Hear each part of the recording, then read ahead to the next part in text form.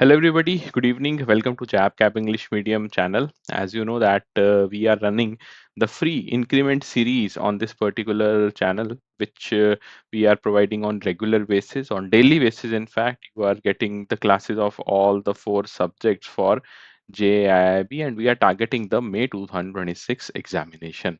So today in this particular session, we will be discussing the IE and IFS subject, and which topic, or for that matter which unit we will be covering. It will be the unit number 2, that is sectors of Indian economy. So let's get started. First and foremost, you must know that the sectors of economy, they are defined on various bases. Fine, we have various parameters. Accordingly, we will be giving you various classification type as well. So here in front of you, you can see that the classification type table is given. Along with that, the various categories is also provided. So whenever we are classifying an economy on the basis of economic activity, then there are various categories known as primary sector, secondary, and tertiary sector. So whatever economic activity is ongoing in your economy, in your country, accordingly, we can define this particular economy, or for that matter the nation, into various sectors known as primary, secondary, and tertiary. Then on the basis of organization also, we have the classification of sectors of economy. The foremost being organized sector, where the government is involved. Fine, government is having a good hold over such sectors, not in the terms of ownership, but in terms of the rules and regulation. If a sector is following the stipulations, rules, regulations of the government, then we can acknowledge that sector as an organized sector. Otherwise, where the government rules are not applicable or not being followed, such sector is known as unorganized sector. So on the basis of organization, we have the second type of classification. Then sectors of economy can also be classified on the basis of ownership. Like we have private sector and public sector. The public sector being those sectors where government has the stronghold. More than 50% of the stakes are with the government. Private sector, when the corporates, they have greater than 50% stakes in a particular sector, then that particular sector belongs to the private firms. Okay, so this was just an introduction for the sectors of economy. But why do we need to define the sectors of economy? Fine, what do you think? Answer is very much simple, so that we can have a projection that where our economy is going. Ultimately, economic growth will be ensured if you have a clear cut picture, and these categorization, these classifications ultimately give us that clear picture, or the big picture as we call it, for the economy. So now let's see, on the basis of economic activity, what all sectors are there. Let's try to elaborate them. So we have primary sector, secondary sector, and tertiary sector. And in tertiary sector, you have two subsectors also. One is quaternary, another one is quinary. So these are what? These are the subsectors of tertiary sector itself. Now, how you define a primary sector? Basically, all those economic activities which provide the raw material for our economy, they come under the primary sector. Now, whenever this raw material is processed, and once it's procured and then processed, it will come under the secondary sector. So the sector where we process the raw materials which we have procured from the primary sector, it will be known as your secondary sector. Fine, processing. And once the processing is done, we have the finished goods with us. We need to add some value to it and sell it out to provide the services to our customers. That particular sector is known as tertiary sector, where we provide the related services to the relevant consumers. Okay, so procuring the raw material from the raw material from your primary sector will be the secondary sector, that is the industrial one. Then providing the services to a particular population, or for that matter entire country, will be done using the tertiary sector. So raw material is provided by primary sector, processing is done by secondary sector, services are provided by tertiary sector. What are the prime examples of each? So in primary sector, you find agriculture, forestry, and allied activities as the prime example. For secondary sector, we have the examples of manufacturing unit, small scale unit, major enterprises, global organizations, etc. More prominently, you can call this as the industrial sector, right? Because all these are what? These are the industries. And when we talk about the tertiary sector, the examples are pretty much simple. Everybody knows IT revolution, right? It revolutionized not only the information technology services in our country, but the overall tertiary sector also. Along with that, the examples would be banking, insurance, and communications. Next, how we know the primary sector, secondary, and tertiary sector. What are the alternate names of these? So primary sector is also known as agriculture and associated services. Then we have secondary sector known as industrial and manufacturing sector, and services sector is the another name for your tertiary sector. Okay, so as we have seen that the primary sector provides raw material, secondary sector is transforming the raw material into a particular product, and the valuable services are being provided to the primary and secondary sectors by the tertiary sector. Next, what all are the important characteristics of all these three sectors? So always remember, primary sector is the most unorganized sector in our economy. Specifically in our country, it is the most unorganized one because first, it is not having any kind of government regulation, and secondly, it also employs old methods. No fast paced utilization of technology is there. Over a period of time, we have seen in the past 10-15 years the technological advancements has been there in the primary sector, but as compared to secondary and tertiary sector, still the primary sector lags behind. So secondary sector is more organized as compared to primary sector, but the most organized is tertiary sector. Next, when we talk about the other characteristics of these sectors, you will find a very significant role of the primary sector in defining a country's, you can say, economy. So whenever we talk about the primary sector involvement, that more than 50% of your country is doing jobs in the primary sector, they are involved in the primary sector, then we say that we are talking about the developing economies only, because we have studied, statistical analysis has been done by the scholars, and they have come to the conclusion that in most of the developing economies like India, this sector employs a large proportion of the workforce compared to developed countries. So whenever we talk about the primary sector, if a particular country is there where the workforce is more, workforce more than 50% of the workforce is involved in the primary sector, we call that particular country as a developing country, because mostly whenever there is lack of skill, then you are more inclined towards the primary sector. And in developing countries, why they are known as developing countries? Because they do not use any technological advancements. As far as the secondary sector is concerned, it is more or less much more aligned with the machinery, fine. So in the industries we use machinery only, so if you are good with machines, then you can be employed in the secondary sector. Since this sector requires a particular set of talent, the employment rate is in equilibrium. So whenever we talk about the secondary sector, you will find that the employment rate is neither much higher, not a lower.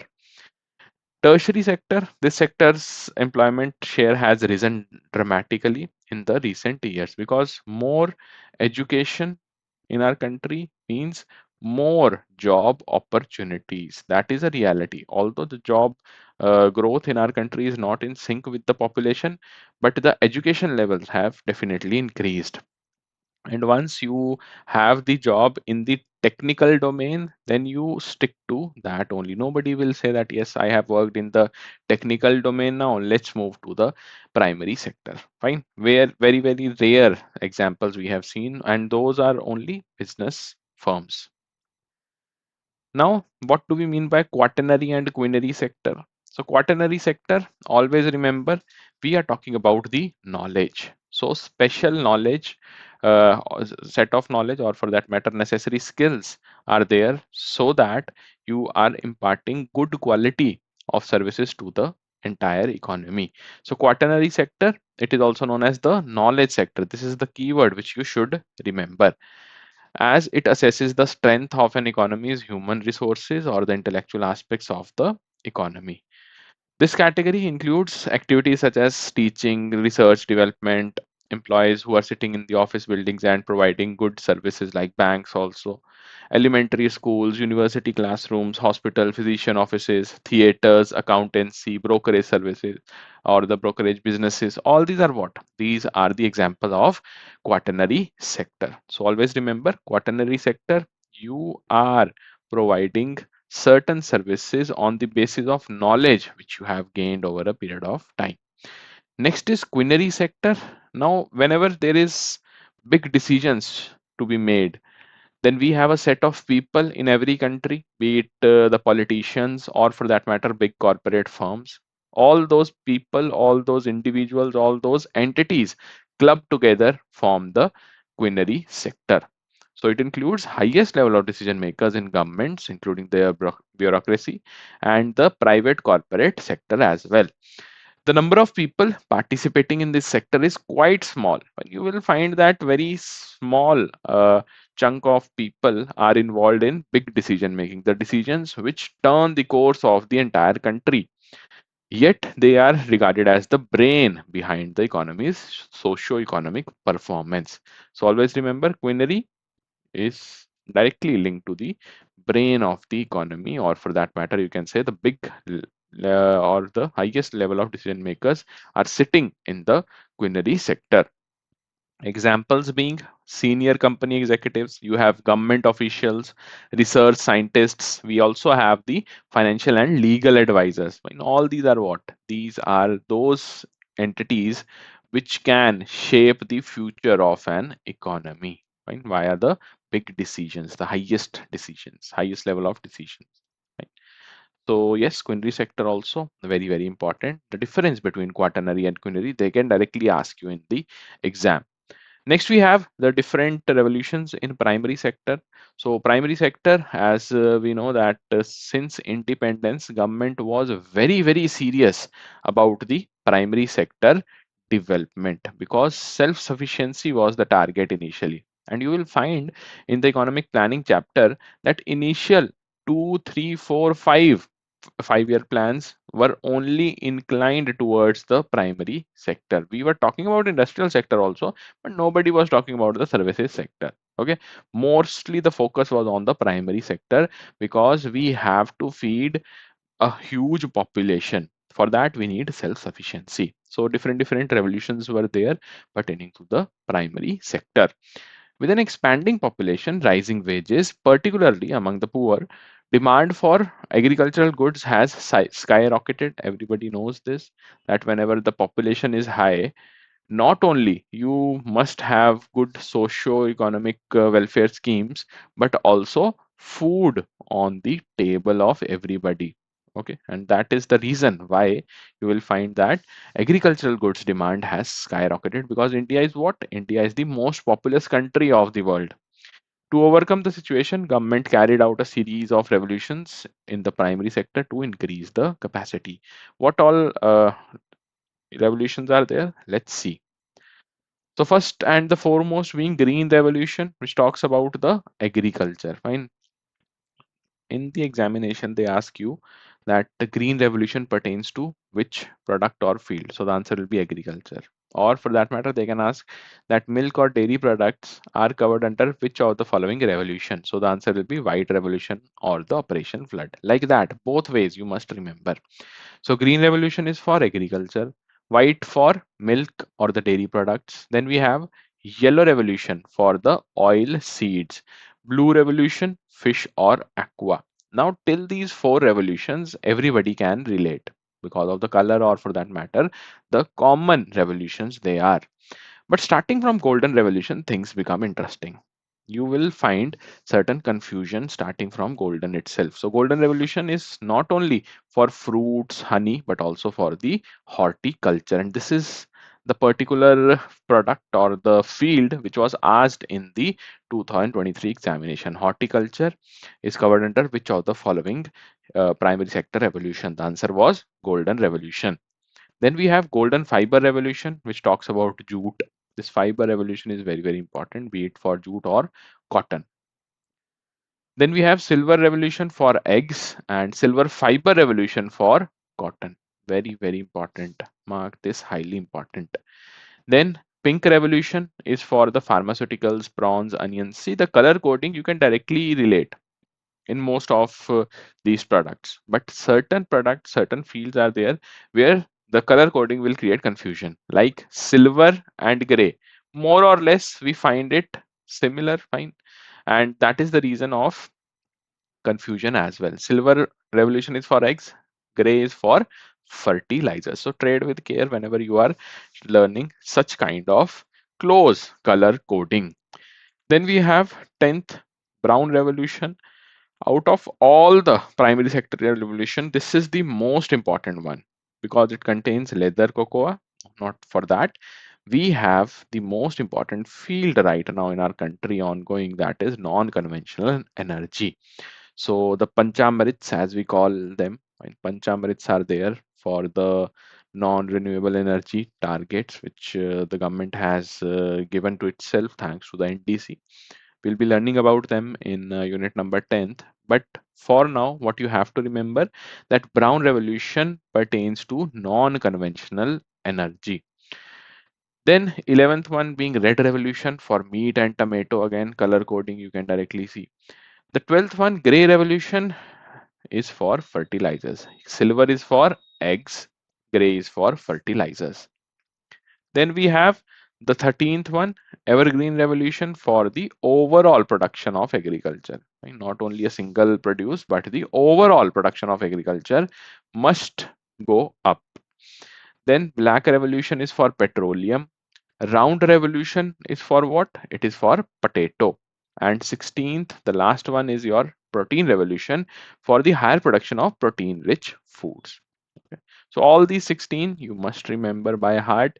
If you are not able to remember all of them, at least remember the brown revolution and your gray, silver, silver fiber, and the golden fiber revolution. Jute, eggs, cotton, non-conventional energy, fertilizers, they are highly important. Okay. Then we have GDP contribution of different sectors, various sectors we have in the economy, as just now we have seen.